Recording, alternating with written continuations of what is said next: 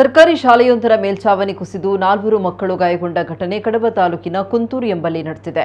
ಶಾಲೆ ನಡೀತಾ ಇದ್ದ ವೇಳೆಯಲ್ಲಿಯೇ ಶಾಲೆಯಲ್ಲಿ ಮೇಲ್ಛಾವಣಿ ಕುಸಿದು ಬಿದ್ದಿದ್ದು, ಈ ವೇಳೆ ಶಾಲೆಯ ಒಳಗೆ ಇದ್ದ 4 ಮಕ್ಕಳಿಗೆ ಗಾಯಗಳಾಗಿವೆ. ಅದೃಷ್ಟವಶಾತ್ ಹಲವು ಮಕ್ಕಳು ತರಗತಿಯಿಲ್ಲದ ಕಾರಣ ಹೊರಗೆ ಮೈದಾನದಲ್ಲಿ ಆಟ ಆಡುವಾಗ ಈ ಘಟನೆ ನಡೆದಿದೆ. ಕಟ್ಟಡದ ಕಾಮಗಾರಿ ನಡೀತಾ ಇದ್ದು, ಈ ಕಾಮಗಾರಿಯ ವೇಳೆಯಲ್ಲಿ ಮೇಲ್ಛಾವಣಿ ಕುಸಿತವಾಗಿದೆ. ಕಾಮಗಾರಿ ನಡೀತಾ ಇದ್ದ ಕಟ್ಟಡದ ಒಳಗೆ ವಿದ್ಯಾರ್ಥಿಗಳನ್ನು ಕೂರಿಸಿ ಪಾಠ ಮಾಡಿದ ಶಿಕ್ಷಕರ ಬೇಜವಾಬ್ದಾರಿ ಬಗ್ಗೆ ಪೋಷಕರು ಅಸಮಾಧಾನ ವ್ಯಕ್ತಪಡಿಸಿದ್ದಾರೆ. ಈ ಬಗ್ಗೆ ಪುತ್ತೂರು ಕ್ಷೇತ್ರ ಶಿಕ್ಷಣಾಧಿಕಾರಿಗಳಿಗೂ ಪೋಷಕರು ದೂರನ್ನು ನೀಡಿದ್ದಾರೆ.